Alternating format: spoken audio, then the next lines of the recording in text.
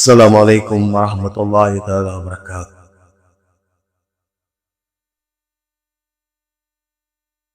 الحمد لله نحمده ونصلي على رسوله الكريم أما بعد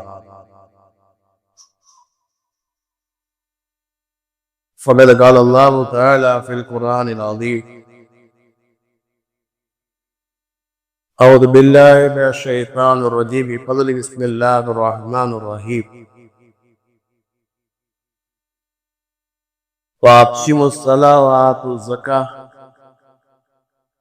صدق الله العلي العظيم. وقال رسول الله صلى الله عليه وسلم حسنوا أموالكم بالزكاة أو كما قال رسول الله صلى الله عليه وسلم. அருளன்பு பண்பில் அளவற்ற உந்தன் திருநாமம் போற்றி துவக்குகிறேன். அல்லாஹ் சாந்தியும் சமாதானமும் சர்தாரே தோதான் ஸல்லல்லாஹு அலைஹி வஸல்லம் அவர்கள் மீதும் அன்னாரின் சான்றுகளை வலுவாதை பேணி பின்பற்றிய உத்தம சத்திய சஹாபாக்கள், தாபீன்கள், தபா தாபீன்கள், உலக மோமின்கள், குறிப்பாக அல்லாஹ்வுடைய நல்லருளை நாடி வந்திருக்கின்ற நம் அனைவரின் மீதும் அல்லாஹ்வுடைய சாந்தியும் சமாதானமும் என்ற நுண் நிலவட்டுமாக. அன்புக்கும் அந்நியத்திற்கும் உரிய அல்லாஹுவின் நல்லடியார்களே, அருமை சகோதரர்களே, அல்லாஹ்வுடைய அளப்பெரும் கருணையினால் நாம் ரமதான் மாதத்தினுடைய நடுப்பத்திலே இருக்கின்றோம், பிறை 13 இருக்கின்றோம். இந்த நாட்களிலே அல்லாஹ்விடத்தில் அதிகமாக பாவ மன்னிப்பு தேட வேண்டும். பெருமானார் ஸல்லல்லாஹு அலைஹி வஸல்லம் சொன்னார், வஸத்து மக்ஃபிரா. ரமதான் மாதத்துடைய நடுப்பத்து நாட்கள் மகபிரத்தை, பாவ மன்னிப்பை பெற்றுத்தரக்கூடிய நாட்களாக இருப்பதாக பெருமானார் ஸல்லல்லாஹு அலைஹி வஸல்லம் சொன்னார்கள். அதனால் அதிகமாக எல்லா காலத்திலுமே நாம் பாவ மன்னிப்பு தேட வேண்டும். அதிலும் குறிப்பாக இந்த புனிதமான இந்த நாட்கள் பாவ மன்னிப்பை பெறுவதற்கான விசேஷமான நாட்களாக இருக்கிறதால நாம் அதிகமாக பாவ மன்னிப்பு தேட வேண்டும் என்பது ஒரு செய்தி. இதை பற்றிய சில செய்திகளை உங்களுக்கு சொல்லலாம் என்பதாக நான் நினைத்திருந்தேன். இன்ஷா அல்லாஹ் இன்னொரு சந்தர்ப்பத்திலே நான் கூறுகிறேன். ஆக உங்களுக்கு நான் நிறைய ஏற்கனவே நான் சொல்லி இருக்கேன். இது ஒரு பெரிய விஷயம் அல்ல. நான் பாவிகள் தான், அதில் மாற்று கருத்தும் அல்ல. மனிதனுடைய வாழ்க்கையில தெரிந்தும் தெரியாமல் எவ்வளோ நான் பாவ மன்னிப்பு தேடிருந்தோம், பாவங்கள் செய்திருக்கின்றோம். அதனால பாவ மன்னிப்பு தேடுவது ஒரு பெரிய தலைப்பு எடுத்து உங்களுக்கு விரிவா சொல்லித்தான் நீங்க என்ன செய்யணும், கேட்கணும், புரியணுங்கிறது தான் தேவையில்லை. நான் பாவிகள், அது எந்த மாற்று கருத்தும் இல்லை. நம்முடைய வாழ்க்கையிலே அறிந்தும் அறியாமலும் எத்தனையோ வகையான தவறுகள் ஏற்பட்டு கொண்டேதான் இருக்கிறதுனால நம்ம அல்லாஹ்விடத்தில் ஒவ்வொரு நாளும் கேட்க வேண்டும் என்பது ஒரு செய்தி. அப்படியே நம்ம தெரிந்து எந்த பாவமே செய்யாவிட்டாலும் கூட ஹஜ்ரத் ரசூலுல்லாஹி ஸல்லல்லாஹு அலைஹி வஸல்லம் போன்ற புனிதர்கள் எல்லாம் நாம் இல்லை. அவருடைய காலடி கூட பட முடியாது, காலடி தூசி கூட இடாகாது. அப்படிப்பட்ட பெருமானார் ஸல்லல்லாஹு அலைஹி வஸல்லம் சொன்னார்கள், அஸ்தக்ஃபிர் வஸ்தக்ஃபிர் தஃபிரன்ன மியத மர்ரா லிகுல்லி ஃபீ குல்லி யௌம். ஒவ்வொரு நாளும் பெருமானார் ஸல்லல்லாஹு அலைஹி வஸல்லம் 100 தடவை பாவ மன்னிப்பு தேடுகிறார்னு சொன்னார். அதை விட பெரிய ஒரு வழிகாட்டுதல் வழிமுறை நமக்கு என்ன வேண்டும்? அதனால நம்ம என்ன செய்யணும், அதிகமாக எல்லா இடத்திலே ஒவ்வொரு நாளும் குறைந்தபட்சம் அஸ்தக்ஃபிருல்லாஹ் என்ற வார்த்தை 100 தடவை நாம் கேட்க வேண்டும். நாம் பாவங்கள் செய்தாலும் சரி, செய்யாவிட்டாலும் சரி, பெருமானார் ஸல்லல்லாஹு அலைஹி வஸல்லம் சுன்னத்தின் அடிப்படையிலே 100 தடவை நீங்கள் இஸ்திக்ஃபார் தேடிக்கொண்டே இருங்கள். அல்லாஹ் தஆலா மிகப்பெரிய பலன்களை, பாக்கியங்களை வழங்குவார். வாய்ப்புகள் வருகிற நேரத்திலே இன்னொரு தடவை விரிவாக சொல்கிறேன். சிக்கரத்திலே உங்களுக்கு ஜகாத்தை பற்றிய சில செய்திகளை நான் உங்களுக்கு சொல்ல இருக்கிறேன். என்று சொன்னா நம்ம கடைசியில அதை பேசுகிற நேரத்துல மக்கள் என்ன செய்யறாங்க, என்ன கடைசியில சொல்றீங்க என்பதாக மக்களுடைய ஒரு கேள்வி வருகிறது. அதனால முன்கூட்டியே அதை பற்றி இங்க சொல்லியர் என்று சொன்னால் எங்களுக்கு அது சரியாக இருக்குமா மக்கள் வேண்டுகோள் வைக்கிறார். எனவேதான் உங்களுக்கு இந்த வாரத்திலே ஜக்காத்தை பற்றிய சில செய்திகளை உங்களுக்கு நான் சொல்ல இருக்கேன். ஜக்காத்துடைய சட்டங்கள் உங்களுக்கு சொல்லிக் கொண்டிருந்தோம் அப்படின்னா பாராட்டுற மாதிரி ஆயிடும். இருக்க ஏசியில வந்து என்ன செய்யுது, ஏசி தேன ஓடுற நேரத்தில் நம்மளும் சேர்ந்து எல்லாரும் தூங்கி விழுந்துவோம். அதனால மாணவர்களுக்கு இது மாதிரி நிறைய உங்களுக்கு சொல்ல முடியாது. ஒரு முக்கியமான விஷயங்களை மட்டும் நான் சொல்கிறேன். ஆனா பொதுவான ஒரு விஷயம் என்று சொன்னால், எந்த சந்தேகமாக இருந்தாலும் ஆலிம்களிடத்தில் கேட்டு நாம் தெரிந்து கொள்ள வேண்டும். ஆலிம்களிடத்துல கேட்டு அதனுடைய சட்டங்களை தெரிந்து அமைச்சு வேண்டும். அதனுடைய சிறப்புகள் என்ன, அதை கொடுக்காவிட்டால் ஏற்படக்கூடிய பாதிப்புகள் என்ன, பெருமானார் ஸல்லல்லாஹு அலைஹி அவர்கள் எப்படி அதை கொடுத்தார்கள், அதை கொடுத்ததனால் ஏற்பட்ட மறுமலர்ச்சி என்ன என்ற செய்தியை விட்டு உங்களுக்கு நான் சுருக்கமாக நான் சொல்லி இருக்கிறேன். பெரியவர்களே, ஜக்காத் என்பது மார்க்கத்தினுடைய அடிப்படை கடமைகளிலே ஒரு கடமை.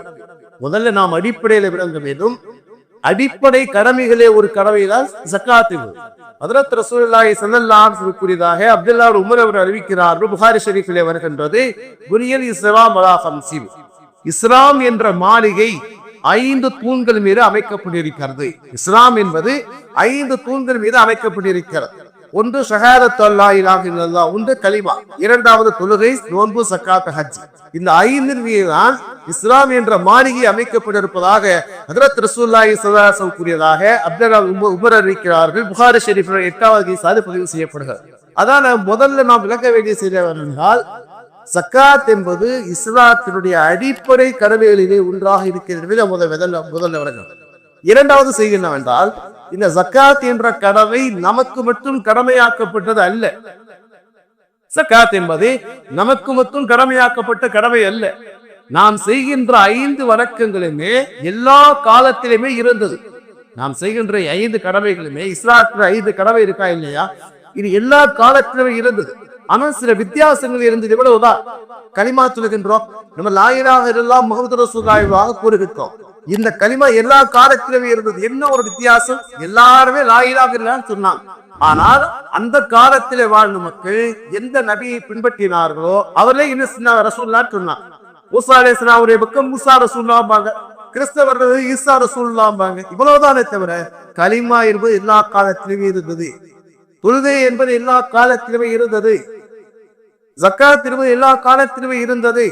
அல்லாஹ் தஆலா பனி இஸ்ராயீலை பற்றி குர்ஆனிலே கூறுகிற நேரத்தில் அல்லாஹ் கூறுகின்றார், 2வது சூராவுடைய 83வது வசனம், "வ ரஸத்னா மிஸ்தாக பனி இஸ்ராயீல் வமா மிஸ்தாக பனி இஸ்ராயீல்." பனு இஸ்ராயீலிடத்திலே நாம் ஒப்பந்தம் வாங்கினோம், உடன்படிக்கை வாங்கினோம். என்னவென்றால், லா தஅபுதூன இல்லல்லாஹ், அல்லாஹ்வை தவிர யாரை கூறக்கூடாது, யாரை வணங்கக்கூடாது. வபில் வாலிதைனி இஹ்சானா, பெற்றோருக்கு உபகாரம் செய்யுங்கள். வலில் குர்பா வல் யதாமா வல் மசாகீன், உறவுகளுக்கும் ஏழைகளுக்கும் அனாதைகளுக்கும் செய்யுங்கள், உபகாரம் செய்யுங்கள். வகூலு லின்னாஸி ஹுஸ்னா, மக்களிடத்திலே நல்ல விஷயங்களை பேசுங்கள், நல்ல முறையிலே பேசுங்கள். வஅகீமுஸ் ஸலாத வ ஆத்துஸ் ஸகாத், தொழுகையை நிறைவேற்றுங்கள், ஸகாத்தை போடுங்கள் என்று பனு இஸ்ராயீலிடத்தில் நாம் ஒப்பந்தம் வாங்கினோம் என்று அல்லாஹ் தஆலா கூறுகின்றார். அப்ப இந்த ஜக்காத் என்ற கடமை என்பது ஹஜ்ரத் மூசா அலைஹிஸ்ஸலாமுடைய காலத்திலே இருந்தது. அதே மாதிரி நோன்பை பற்றி அல்லாஹ் குர்ஆனிலே கூறுகிற நேரத்தில் அல்லாஹ் என்ன சொல்வான், யா அய்யுஹல்லதீன ஆமனு குத்திப அலைக்குமுஸ் ஸியாம் கமா குத்திப அலல்லதீன மின் கப்லிக்கும். நோன்பு என்பது உங்களுக்கு முன்னுண்டான மக்கள் மீது எப்படி கடமையாக்கப்பட்டதோ அதே மாதிரி தான் உங்களுக்கு கடமையாக்கப்பட்டது என்று அல்லாஹ் கூறுகின்றான். அதனால நோன்பு என்பது நமக்கு மட்டும் கடமையாக்கப்பட்டது அல்ல. இன்னும் சொல்ல போனால் ஹிஜ்ரி 3ஆம் ஆண்டுதான் நோன்பு கடமையாக்கப்பட்டது, ரமலானுடைய நோன்பு கடமையாக்கப்பட்டது. அதற்கு முன்னால் வரைக்கும் ஆஷூராவுடைய நோன்பு கடமையாக இருந்தது. ஹஜ்ரத் ரசூலுல்லாஹி ஸல்லல்லாஹு அலைஹி வஸல்லம் சொல்வார்கள், இப்போது ரமலான் நோன்பு கடமையாக்கப்பட்டதோ அப்போது சொல்வார்கள், இதுவரைக்கும் ஆஷூராவுடைய நோன்பு ஃபர்தாக இருந்தது, இப்போது சுன்னத்தாக ஆக்கப்படுகின்றது, விரும்பினால் வையுங்கள், விரும்பினால் விட்டு விடுவதாக சொல்வார்கள். ஆக எல்லா காலத்திலுமே நோன்பு என்பது இருந்தது. அதே மாதிரி ஹஜ் என்பது எல்லா காலத்திலும் இருந்தது. ஹஜ்ரத் ரசூலுல்லாஹி ஸல்லல்லாஹு அலைஹி வஸல்லம் சொன்னார்கள், அரபு மின் சுன்னனில் அன்பியா வல் முர்சலீன், 4 விஷயங்கள் எல்லா நபிமாவே சுன்னத்தாக இருக்கிறது. எல்லா நபிமாரும் 4 விஷயத்தை செய்தார்கள். எல்லா நபிமாரும் ஹஜ் செய்தார்கள். எல்லா நபிமாரும் திரக செய்தார்கள், திருவம் செய்தார்கள். எல்லா நபிமாரும் பள்ளிவாசல் கட்டினார்கள். எல்லா நபிமாரும் ஆறு மேய்த்தார்கள். அப்ப ஹஜ் என்பது எல்லா காலத்திலும் இருந்த வணக்கம். அதனால இந்த ஜக்காத் என்பது நமக்கு மட்டும் கடமையாக்கப்பட்டதல்ல, எல்லா காலத்திலுமே இருந்தது. அதற்கு மூசா அலைஹிஸ்ஸலாமுடைய காலத்தில் இருந்ததைத்தான் அல்லாஹ் தஆலா இந்த வசனத்திலே கூறுகிறான். நான் இப்போது சொன்னேன் இல்லையா, சூரத்துல் பக்ராவுடைய 83ஆம் வசனத்திலே அதற்கு மூசா அலைஹிஸ்ஸலாமுடைய காலத்திலே ஜக்காத் இல்லை அல்லாஹ் தஆலா கூறுகிறார். இஸ்மாயில் அலைஹிஸ்ஸலாமுடைய காலத்திலே ஜக்காத் இருந்தது. அல்லாஹ் தஆலா திருமறை சூரத்து மரியமில் அல்லாஹ் சொல்வான், வதுக்குர் ஃபில் கிதாபி இஸ்மாயில், நபியே இஸ்மாயில் அலைஹிஸ்ஸலாமை பற்றி அந்த மக்களிடத்திலேயே நினைவு கூறுங்கள். அவர் எப்படிப்பட்டவராக இருந்தார்? இன்னஹு கான சாதிக்கல் வரதி, அவர் வாக்கை நிறைவேற்றக்கூடியவராக இருந்தார், வாய்மையானவராக இருந்தார். வக்கான ரசூலன் நபியா, அவர் ரசூலாக நபியாக இருந்தார். வக்கான யஅமுரு அஹ்லஹு பிஸ்ஸலாத்தி வஸக்காத்தி, அவர் தன்னுடைய குடும்பத்தாரிடத்திலே தொழுகையையும் ஜக்காத்தையும் ஏவக்கூடியவராக இருந்தார். வக்கான இந்த ரப்பிஹி மர்தியா, அவர் அல்லாஹ்வுடைய பொருத்தத்தை பெற்றவராக இருந்தார் என்ற அவருடைய சிறப்பு தன்மைகளை நீங்கள் உங்கள் மக்களிடத்திலே சொல்லி காண்பீர்கள் என்று அல்லாஹ் தஆலா பெருமானார் ஸல்லல்லாஹு அலைஹி வஸல்லம் உத்தரவிடுகின்றார். அப்ப இஸ்மாயில் அலைஹிஸ்ஸலாமுடைய காலத்திலே இந்த ஜக்காத் இருந்ததை அல்லாஹ் தஆலா குர்ஆனிலே பதிவு செய்கின்றார். அதுபோன்று ஈசா அலைஹிஸ்ஸலாம் அவருடைய காலத்திலும் ஜக்காத் இருந்தது. அதாவது ஈசா அலைஹிஸ்ஸலாமுக்கு பிறந்த குழந்தையாக நம்ம பேசினாங்க இல்லையா, பேச நேரத்தை என்ன சொன்னார் அல்லாஹ் தஆலா சூரத்து மரியமிலே சொல்லி காண்பிப்பார். சூரத்து மரியமினுடைய 30-31 அந்த வசனத்தை படித்துக் கொண்டே வாருங்கள். அதிலே அல்லாஹ் தஆலா கூறுகிறார், அந்த கைப்பிழையாக இருக்கும் நேரத்திலே அதாவது ஈசா அலைஹிஸ்ஸலாம் பேசினார். முதல்ல என்ன சொன்னாங்க, இன்னி அப்துல்லா, நான் அல்லாஹ்வுடைய அடியான். ஆத்தானில் கிதாப், அல்லாஹ் தஆலாக்கு வேதத்தை கொடுத்திருக்கின்றார். வஜாலவி நபியா, என்னை நபியாக அல்லாஹ் தஆலா ஆக்கியிருக்கின்றார். வஜாலவி முபாரக்கன் ஐனமா குன்து, நான் எங்கிருந்தாலும் அல்லாஹ் என்னை பரக்கத்தாக ஆக்கிறார் என்று அவர் சொன்னார். ஏன் தன்னை பரக்கத்துன்னு சொன்னாங்க என்றால், இவர்கள் தந்தை இல்லாமல் பிறந்த காரணத்தினால் ஒரு கூட்டத்தார்கள் இவரை தேசியின் மகன் என்பதாக சொன்னார்கள்.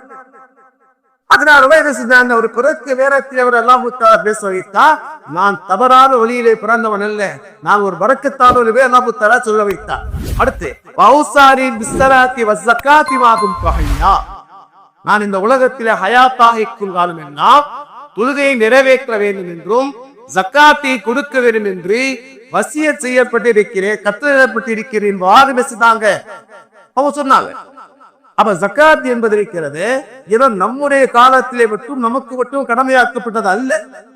இதையெல்லாம் எதற்கு நான் உங்களுக்கு சொல்ல சொன்னார், இன்னைக்கு அதிகமாக மனிதர்களை பொறுத்தவரை தொழுகையின் விஷயத்தை நோன்புடைய விஷயத்திலே அவர் செய்கிறார், கடைபிடிக்கிறார்கள். ஆனால் ஜக்காத்திலே விஷயத்திலே அவர் கவனம் இன்றி இருக்கிறார்கள். ஒன்று கவனம் இன்றி இருக்கிறது ஒன்று, இரண்டாவது கணக்கு போட்டதுக்கு பிறகு தேய்த்து போய்விடுகிறார்கள். அந்த சட்டங்களை கேட்கிறார், சட்டங்களை சொன்ன உடனே செய்யலாம், 2.5% கொடுக்கிறோம். இப்ப 100 பவுன் இருந்தா என்ன, 100 பவுன் இருந்தா 2.5 பவுன் நகை கொடுக்குறாங்க. 2 பவுனா என்ன சார் இப்ப சொல்றீங்க? ஒரு பவுன் இன்னைக்கு என்ன ரேட் விற்கிது தெரியுமா? என்ன ரேட் விற்கிது எங்களுக்கு தெரியும். நாங்க ஒண்ணு வேலையா உட்கார்ந்துருக்கோம். என்ன விற்கிறது? மார்க்கத்தை கடைபிடிக்க வேண்டுமே தவிர அந்த நேரத்தில் சத்தங்களை கேட்கிறார்கள். சத்தங்களை கேட்டதற்கு பிறகு இன்னும் இவ்வளவு புழுக்களாக இருக்கிறது. இப்படி நினைப்பது காரூனுடைய புறம், இப்படி நினைப்பது காரூனுடைய புறம். இப்படிப்பட்ட எண்ணம் ஏற்பட்டு விட்டால் எந்த இபாதத்தை செய்யுங்கள் தோணா, எந்த இபாதத்தை செய்ய தோணா. சொல்லுவாங்க இல்லையா, நம்ம இந்தியாவுக்கு ஒரு ஏரியா இருக்கோம், நம்ம சவுதிக்கு போயிட்டோம். சவுதிக்கு போயிட்டோம்னா அந்த காசை கணக்கு பண்ணா மட்டும்தான் அங்கே போய் சாப்பிட முடியும்.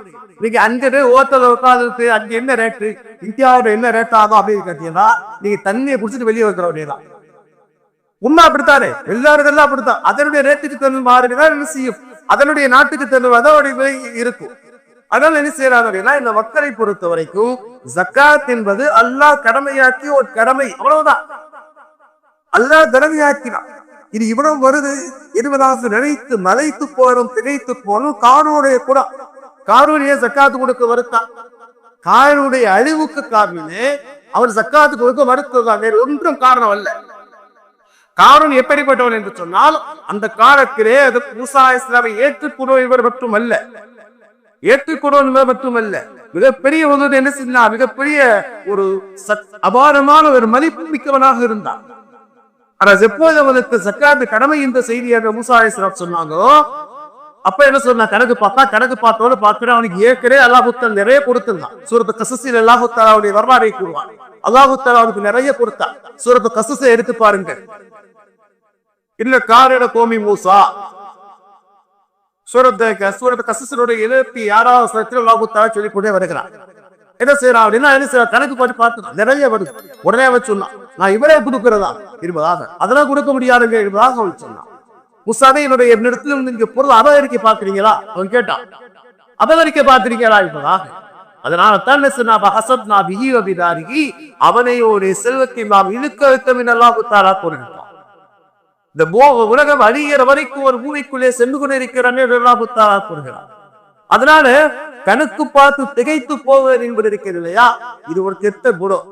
இது அல்லாஹ் நமக்கு வழங்கினார். இன்னும் சொல்ல போனால் அல்லாஹ் என்ன கூறுகிறார், நான் கொடுத்ததிலிருந்து சிலரை செலவு செய்ய என்று அல்லாஹ் கூறுகிறார். மிம்மா என்று சொன்னால் சிலரை செலவு செய்ய என்று அல்லாஹ் கூறுகிறார். இன்னும் சொல்ல போனால் ஹஜ்ரத் மூஸா அலைஹிஸ்ஸலாமுடைய காலத்திலே ஸகாத் 125% இருந்தது. 100 ரூபாய் இருந்துச்சு, 25 ரூபாய் கொடுக்க வேண்டும் என்பது உண்டு, அவருடைய காலத்துடைய சட்டம். ஆனா அல்லாஹ் தஆலாவுக்கு 2% ஆக்கியிருக்கிறான் என்று சொன்னால் இந்த உம்மத்துக்கு அல்லாஹ் தஆலா இலகு கொடுத்திருக்கிறான். ஆக செய்தி என்னவென்றால், இந்த ஸகாத் என்பது எல்லா காலத்திலுமே இருந்தது. அதை நாம் கொடுக்கக்கூடிய மக்களாக இருக்க வேண்டும். எல்லாரும் மீது கடமை இல்லையே, யாருக்கு கடமையாக இருக்கிறதோ அவங்களாம் கொடுக்கணும். இன்னும் சொல்ல போனா, ஜக்காத்தை கொடுப்பதன் மூலமாக ஒரு மனிதன் மிகப்பெரிய பாக்கியத்தை அடைகின்றான். ஜக்காத்தை கொடுப்பதன் மூலமாக மிகப்பெரிய பாக்கியம் ஏற்படுகிறது. என்ன ஏற்படுகிறது? ஜக்காத் என்ற வார்த்தைக்கு 2 அர்த்தத்தை அறிஞர்கள் கூறுகிறார்கள். ஜக்காத்தினால என்ன அர்த்தம்? ஜக்காத் என்றாலே தூய்மைப்படுத்தல் என்பதான் அர்த்தம். ஜக்காத்துல என்ன அர்த்தம்? தூய்மைப்படுத்தல் அர்த்தம். ஜக்காத்தை கொடுக்க நேரத்திலே நம்முடைய பொருட்கள் தூய்மையாகிறது. ஜக்காத்தை கொடுக்க நேரத்திலே நம்முடைய பொருட்கள் தூய்மையாகிறது. அல்லாஹ் தஆலா தன் திருமறையிலே கூறுவான், "குது மின் அம்வாலிஹிம் ஸதகத்தன் துத்தஹிருஹும் வ துஸக்கிஹும்." நபியே, அவருடைய பொருள் இருந்து செய்யுங்க, ஜக்காத்தை எடுங்கள். ஜக்காத்தை எடுத்து கொடுக்கிற அல்லாஹ் தஆலா கூறுகிறான். அப்படி கொடுத்தால் அது அவரை தூய்மைப்படுத்துவது அல்லாஹ் தஆலா கூறுகிறான். என்ன தூய்மைப்படுத்துகிறது? அவருடைய பொருளையும் அது தூய்மைப்படுத்தும். பெருமானா சொல்வாங்க இல்லையா,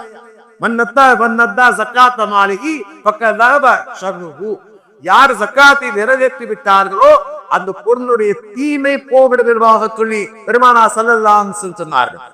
ஜக்காத்தை நாம் நிறைவேற்றுகிற நேரத்திலே அந்த பொருள் தூய்மையாகிறது என்பது ஒன்று. இரண்டாவது செய்தி, நம்முடைய உள்ளம் தூய்மையாகிறது. உள்ளம் எதை விட்டும் தூய்மையாகிறது? கஞ்சத்தனத்தை விட்டும் தூய்மையாகின்றது. இரண்டாவதாக சொல்கிறார்கள், நன்றி கெட்ட தளத்தை விட்டும் தூய்மையாகின்றது.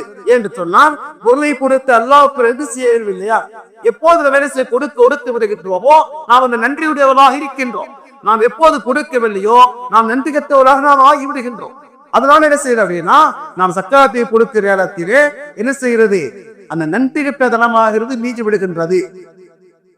அப்ப நாம் ஜக்காத்தை கொடுக்கிற நேரத்திலே நம்முடைய உடலும் நம்முடைய பொருளும் சுத்தமாகிறது, நம்முடைய உள்ளமும் சுத்தமாகிறது. நயவந்த தனத்தை விட்டும் நன்றி கெட்ட தனத்தை விட்டும் தனத்தை விட்டும் அதுவே தூய்மை ஆகிறது. அல்லாஹ் தஆலா தன் திருமறையிலே 9வது சூராவுடைய 103வது வசனத்தை அல்லாஹ் சொல்கின்றார். ஜக்காத்தின் மூலமாக இந்த பொது தூய்மையானதுதான் அல்லாஹ் தஆலா சொல்லுவார். ஜக்காத்துக்கு இரண்டாவது அர்த்தம் என்று சொன்னால், ஜக்காத் என்றாலே நுமா, வளர்ச்சி என்பது அர்த்தம். நாம் அதை கொடுக்க நேரத்திலே வளர்ச்சி ஏற்படுவதா அல்லாஹ் வாக்குறுதி கொடுக்கின்றார். அல்லாஹ் தன் திருமறை சூரத் பக்ராவில் அல்லாஹ் கூறுகிறான், யமஹகுல்லாஹு ரிபா வ யுர்பி ஸதகா. அல்லாஹ் தஆலா பக்தியை அளிக்கின்றான், ஜக்காத்தை வளர்க்கிறான் என்று அல்லாஹ் கூறுகிறார். அங்கே சதகாவுக்கு ஜக்காத் என்பது அர்த்தம். குர்ஆனிலே சில இடங்களில் ஜக்காத்துக்கு ஜக்காத்துக்கு அர்த்தம் வைக்க, சில இடத்துல சதகாவுக்கு அர்த்தம் வைக்கும். அந்த இடத்திலே ஜக்காத் என்பதுதான் அர்த்தம். அல்லாஹ் தஆலா செய்கிறான், அல்லாஹ் வாக்குறுதி கொடுக்கிறான். அல்லாஹ் இப்படிப்பட்டவன் இந்த அல்லாஹு தஆலா வாக்கு மாறாக. அப்ப கொடுக்கிற நேரத்தை எல்லாம் கூறுகிறான், யார் ஜக்காத்தை கொடுக்கிறார்களோ அவருக்கு அந்த பொருளாதாரத்தில் வளர்ச்சி ஏற்படுவது அல்லாஹ் வாக்குறுதி கொடுக்கிறார். ஜக்காத்து கொடுத்த மக்கள் தோற்று போனா சரித்திரமே கிடையாது, கொடுக்கிறார்கள். சொன்னாரு, ஒரு வருஷம் நான் வாங்கிட்டு 1 கோடி ரூபாய் அடிச்சேன் சார், நான் சக்காத்து கொடுத்தேன் சார், அல்லாஹ் அந்த வருஷம் 2 கோடி கொடுத்துருக்கான் சார். ஒன்னும் பிரச்சனை இல்லை, நீங்க போயிட்டு அல்லாஹ்வுடைய வாக்கு நேத்தா பேசி இருந்தோம். நம்ம நண்பர் தான் சொன்னாரு, இந்த வருஷம் அல்லா 2 கோடி கொடுத்துருக்கா சார். கொடுத்த ஒன்னும் பிரச்சனை இல்லை, நீ கொடுங்க. அல்லாஹ் ஒரு வருஷம் 4 கோடி கொடுப்பா ஆச்சாரிய, கொடுங்க ஆச்சாரிய. அல்லாஹ்வுக்காகவே நீங்கள் செய்தீர்கள் சொன்னால் அல்லாஹ்வுடைய வாக்குறுதி ஒன்று பொய்யாகாது. இன்னும் சொல்ல போனால் அறிஞர்கள் நிறைய எழுதுகிறார்கள், படிக்க படிக்க அவ்வளவு செய்தி எழுதுகிறார்கள். இன்னும் சொல்ல போனால் ஜக்காத்தை அதை பிரித்து பிரித்து சொல்லவை போன்று மற்ற எந்த வணக்கத்தையும் அல்லாஹ் தஆலா சொல்லவில்லை. எல்லா வணக்கத்தையும் அல்லாஹ் தஆலா கூறுகின்றான். தொழுகையை பற்றி அல்லாஹ் என்ன சொல்வார்? இன்ன ஸலாத்த கானத் கிதாபா மௌகூதா. ஈமான் உடையவருக்கு தொழுகை கடமைன்னு அல்லாஹ் சொல்றான். ரோமம் 3 வக்தில் கடமையாக்கப்படுற போது கடமைன்னு அல்லாஹ் சொல்வான். ஹஜ்ஜ பத்தி கூறிய நேரத்தை வலில்லாஹி அலன்னாஸி ஹிஜ்ஜுல் பைத்தி மன் இஸ்ததா அலைஹி சபீலா, வசதி இருந்தால் கடமை முடித்து விடுகிறார். ஆனால் ஜக்காத்தை பற்றி அல்லாஹ் கூறுகிற நேரத்தில் அல்லாஹ் தஆலா எப்படி சொல்வான் தெரியுமா? ஜக்காத்தை யாருக்கெல்லாம் கொடுக்க வேண்டும் என்று அல்லாஹ் தஆலா விரிவாக சொல்லுவான். மொத்த கடமைகளை பற்றி கூறுகிற நேரத்தில் நீ நோம்பு என்ன செய்ய, முன்னாள் நோம்பு வச்சா நீ நோம்பு வை, ஈமான் இருந்தா நீ என்ன செய்ய தொழுவுங்க, வசதி இருந்தா ஹஜ்ஜுக்கு போகலாம் முடித்து விடுகிறான். ஆனால் தான் அல்லாஹ் தஆலா ஜக்காத்தை பற்றி கூறுகிற நேரத்தை எப்படி எல்லாம் சொல்வான் தெரியுமா? யாராருக்கிற ஜக்காத்தை கொடுக்க வேண்டும் என்பதை கூட அல்லாஹ் தஆலா சொல்வான். அதனால் அறிஞர்கள் கருதுகிறார்கள், ஜக்காத் என்பது உயர்ந்த ஒரு வணக்கம். அது யாருக்கு கடமையாகிறது, யாரு கொடுக்க வேண்டும் என்பதை எல்லாம் மாற்ற வலியுறுத்துகிறது. ஜக்காத் யாருக்கு கடமையாகிறது? யாகத்துல 7 விஷயங்கள் இருக்கிறதோ அவளுக்கு தான் ஜக்காத்து கடமை. எல்லாம் விளைக்குங்க. மார்க்கம் என்பது மனிதனை கஷ்டப்படுத்துவதற்காக அல்ல. அல்லாஹ்வுடைய ஜெனரல் நியதி என்ன தெரியுமா? லா யுகல்லிஃபு நஃப்ஸன் இல்லா வஸ்ஸஹா. எந்த மனிதனுக்கும் அவருடைய சக்திக்கு மீறி ஒரு வணக்கத்தை அல்லாஹ் கடமையாக்குவதில்லை என்று அல்லாஹ் சொல்லிவிட்டார். யாரா இருந்தாலும் சரி, சக்திக்கு மீறி ஒரு விஷயத்தை அல்லாஹ் எல்லாம் விளைக்குங்க.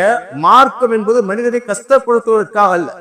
அல்லாஹ்வுடைய ஜெனரல் நியதி என்ன தெரியுமா? லா யுகல்லிஃபு நஃப்ஸன் இல்லா வஸ்ஸஹா. எந்த மனிதனுக்கும் அவருடைய சக்திக்கு மீறி ஒரு வணக்கத்தை அல்லாஹ் கடமையாக்குவதில்லை என்று அல்லாஹ் சொல்லிவிட்டார். யாரா இருந்தாலும் சரி, சக்திக்கு மீறி ஒரு விஷயத்தை அல்லாஹ் கடமையாக்குவதை அல்லாஹ் சொல்லிட்டான்.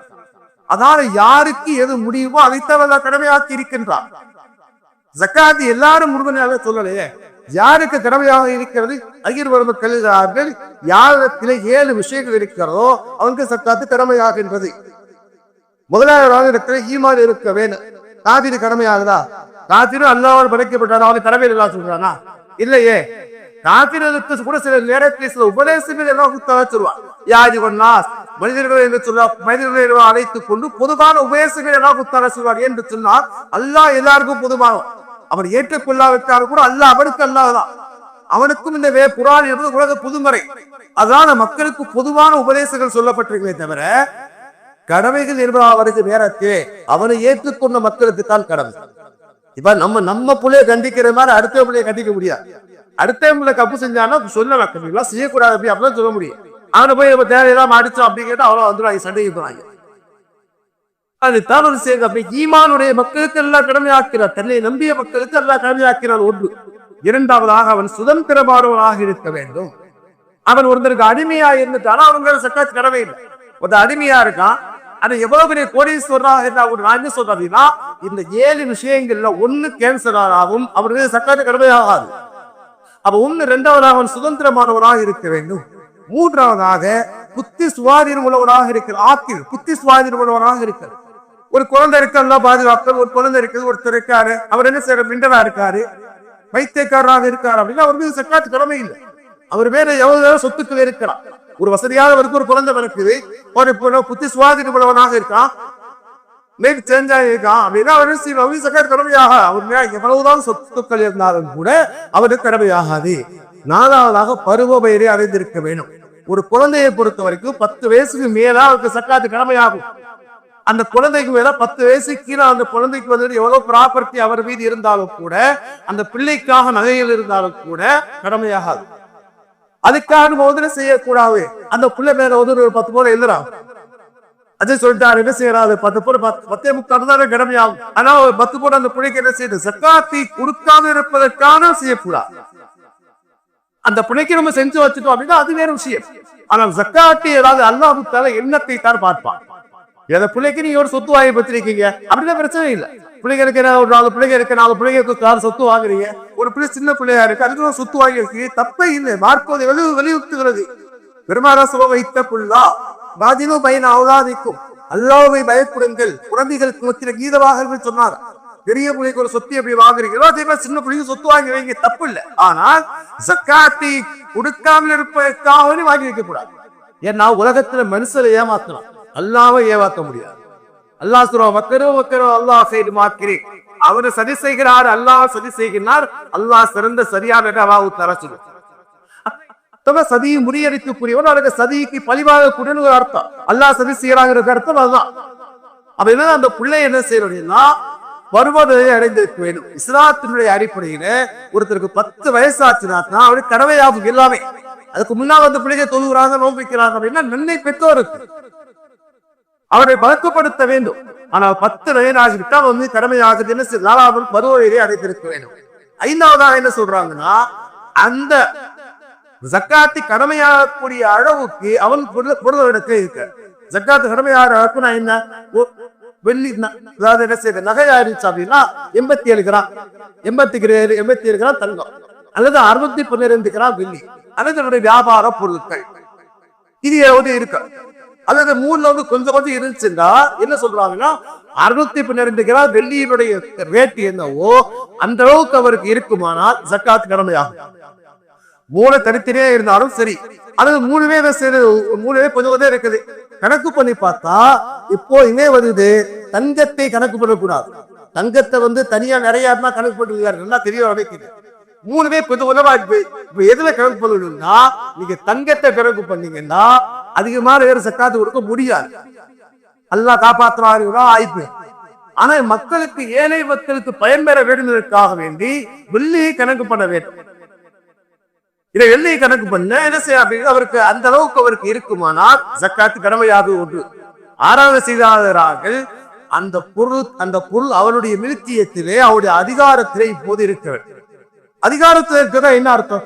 இவர்கிட்ட நகை இருக்குங்க, இவர்கிட்ட 50 பவுன் நகை இருக்கு.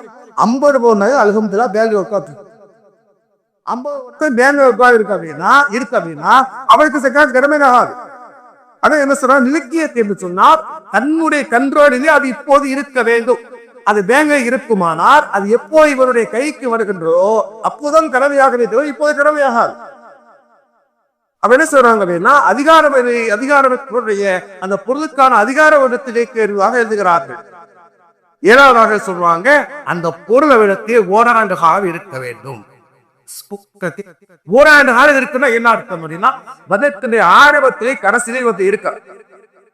நடுவுல வந்து போயிருந்துச்சு, பேங்க் போயிருச்சு, எங்கேயாவது போயிருந்துச்சு, வந்துருச்சு, யாருக்காவது கொடுத்தாதான் பிரச்சனை இல்லை. வருடத்துடைய ஆரம்பத்திலேயும் கடைசியிலையும் இவருடைய கரத்தை இருக்கேன். ஆனா இங்க என்ன சொல்றாங்க அறிஞர் மக்கள், ஜக்காத்துக்கும் குர்பானிக்கு சதகத்துல் ஒரே சட்டம் தான். ஜக்காத்துக்கும் சதகத்துல் குர்பானிக்கு ஒரே சட்டம் தான். ஆனா ஒரே வித்தியாசம், இந்த 7வது விஷயம் வித்தியாசம் என்னவென்றால், ஓராண்டு பூர்த்தியாகுது என்பது ஜக்காத்துக்கு மட்டும்தான். அதே நேரத்தில் சதகத்துல் பொறுத்த வரைக்கும் அன்னைக்கு அவற்றை வந்து ஜக்காத்து கடமையாகக்கூடிய அளவு ஒரு மிஸ்னா கடமையாகும், இதெல்லாம் கடமையாக. அதே மாதிரி குர்பானி வந்து இந்த குர்பானி கொடுக்கப்படுகின்ற அந்த 3 நாட்களிலே ஜக்காத்து கடமையாகக்கூடிய அளவுக்கு செலவும் இருந்தால் அவருக்கு கடமையாகும். ஆனா இன்னைக்கு மக்களிடத்துல அது வந்து கடமை இருந்தாலும் சரி இல்லாதாலும் சரி நம்ம குர்பானி கொடுக்கணும். அவன் கொடுக்கணும், நம்ம கொடுக்காம இருக்கிறதா. நான் என்ன செய்யறேன், அவர் கொடுக்கிறதா நம்ம கொடுக்கிறதாக நன்மை நாரி கொடுப்பது தப்பு இல்லை.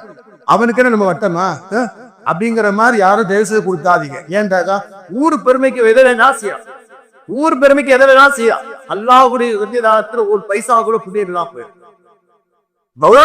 அண்ணன் வீட்டுல கொடுக்குறாங்க, நம்ம கொடுப்போம், அண்ணன் குறைய கொடுக்குறாங்க, நம்ம கொடுப்போம் அப்படிங்கிற நன்மையை ஆதரித்து கொடுங்க, தப்பு அல்ல. அவனுக்கு நம்ம மட்டுமா வாங்க 20,000 கடனை வாங்கி 25,000 கடனை வாங்க வட்டிக்கு வாங்க கொடுக்கணும், அது தேவையே இல்லை. கடனை வாங்கிட்டு கஷ்டப்பட்டு கொடுக்கணுங்கிற தேவையில்லை. ஆனால் எப்போது கடன் வாங்குறான்னு அவங்க சொல்ற மாதிரி கடன் வாங்கி கொடுக்குறீங்க, ஆசைப்படுறீங்க. ஆனால் ஒன்று அல்லாஹ்வுக்காக கொடுங்கள், இன்னொரு செய்தி வந்து அந்த கடனை அடைப்பதற்கு சக்தி இருந்தா வாங்கி கொடுக்க தப்பு. ஆனா கஷ்டப்பட்டு கடனை வாங்கி கொடுத்துட்டு அதை கடன் அடைக்கிறதுக்கு தெரியாதமா கொடுத்தாச்சு. இந்த கடன் அடைக்க எவ்வளவு கஷ்டமா இருக்கு, மாசம் மாசம் இதுக்கே காசு எடுத்து வைக்கிறதா இருக்கு என்பதாக ஒரு விஷயத்தை விலகிக் கொள்ளுங்கள். தான் செய்த நன்மை இணைத்து எப்போது வருத்தப்படுகிறீர்களோ அந்த நன்மை இழந்து விடுகிறது. ஒரு விஷயத்தை வந்து செய்யற நேரத்துல மனம் வந்து எப்படி செய்கின்றோமோ அதே மாதிரி அந்த கடமையை செய்யறதுக்கு பிறகு கஷ்டம் அல்ஹம்துலில்லாஹ் நான் அல்லாஹ்வுக்காக செஞ்சேன், கஷ்டம் வந்தா நான் தாங்கிக்கிறேன் என்பதாக இருந்தால் நன்மை கிடைக்கும். ஏன்னால் தெரியாதனமா அவசரப்பட்டு காகிதம் அப்படின்னு ஒரு நன்மை போயிடும். ஆனா மக்களிடத்துல பொறுத்த வரைக்கும் என்ன செய்யறாங்க, குர்பானி கொடுக்குறாங்க, பாராட்டு புரியுது. சரக்கு பித்திர கொடுத்துறாங்க, காலையில 10 ரூபாய்க்கு வந்துடுறாங்க, தப்பே இல்லை. அவருக்கு உடனே வருஷத்துக்கு ஒரு ரூபாய் எல்லாருக்கும் 100 ரூபாய் கையில கொடுக்குறாரு, முடிஞ்சு போச்சு. சரி, அதை தான் விரிவா பேச விரும்பும் நமக்கு தேவையும் இல்லை. சரி, அதன் செய்ய அப்படின்னா அதோட முடிச்சிடுறாங்க. அவங்களுக்கு ஒரு உறவு கிட்ட வருஷத்துல அந்த 100 ரூபாயோட உறவு முடிஞ்சு போச்சு. வருஷத்துக்கு 100 ரூபாய் தூக்கிட்டு வந்து அல்ஹம்துலில்லாஹ் என்ன பசவாக கபடிச்சு எல்லா கடனையும் முடிஞ்சு போச்சு. அல்லாஹ் நம்மை நிறைவாக வைத்திருக்க அல்ஹம்துலில்லாஹ் அது வேற விஷயம். ஆனால் அறிஞர்கள் எழுதுகிறார்கள், இன்னைக்கு குர்பானியை கொடுக்கிறார்கள், சதக்கத்தை பித்திரை கொடுக்கிறார்கள், ஆனால் ஜக்காத்தை கொடுக்க வைக்கிறார் என்று சொன்னால் மனிதன் ஜக்காத்தை கணக்குப்படுகிற நேரத்தில் அவருக்கு நிறைய வருகிறது. இவருடைய மனசு கொடுக்கிறதுக்கு இடம் கொடுக்கிறது. குர்பானி கொடுக்கிறார் இருந்தாலும் 10-15 ரூபாய் வேலை முடிஞ்சிருது. சதக்கத்தில் பித்தல் 100 ரூபாய் வேலை முடிஞ்சிருது. ஆனா மக்கள் என்ன செய்யறாங்க? உலகத்துடைய ஆதாயத்தை பார்க்கிறார்கள். ஆனால் அல்லாஹ்வுக்கு மிகப்பெரிய வெகுமதி இருக்கிறது. நீங்க ஜக்காத்தை கொடு நான் சொன்னேன் இல்லையா, நேற்று அந்த நண்பர்கிட்ட பேச இல்லையா, கொடுக்கிறார்கள். அல்லாஹ்வுடைய வாக்குறுதி உண்மை. நீ கொடுத்தவங்க யாருங்க பிறந்து போயிட்டா சொல்றா அப்படின்னா சில பேர் கொடுக்குறாங்க அப்படின்னா ஒரு விட ஒரு காசு சொல்றேன். ஒரு தடவை ஒயிட் ஹவுஸ்காரங்க ஒரு ஃபுட்பால் ஒயிட் ஹவுஸ்காரங்க கொடுக்குறாங்க, கோடிக்கணக்கான ரூபாய் கொடுக்குறாங்க.